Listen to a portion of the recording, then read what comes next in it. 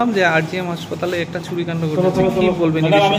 আচ্ছা, গতকাল রাতে একটা চুরি হয়েছে আমাদের কিচেন রুম, সুইপিং রুম এবং ওয়াটার রুম থেকে। স্টোর রুমও এটার মধ্যে ইনভলভ আর কি।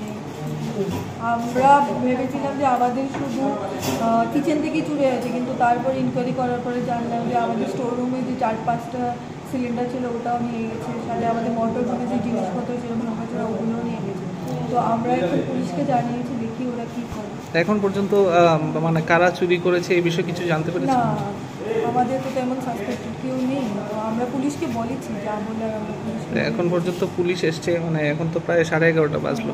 পুলিশ এসে গেছে, এসে পুরো দেখে গেছে, হসপিটাল দিয়ে পুরোটাই দেখে গেছে। তো ওরা বলছে ওরা দেখছে কী হবে না হবে। এফআইআরটা 10টা, আমি যখন জানলাম সকাল 9টার সময় 9:30 অ্যারাউন্ড ডিউটিটা আসার পর, তখনই আমি এফআইআর করে দিয়েছি। তখনই উইদিন 1 আওয়ার বা 30 মিনিটসের মধ্যে পুলিশ এসেছে হসপিটালে এসে পুরো ইনকোয়ারি করে ডিটেলস জেনে গেছে কী কী হয়েছে না হয়েছে। তো তারা বলছে তারা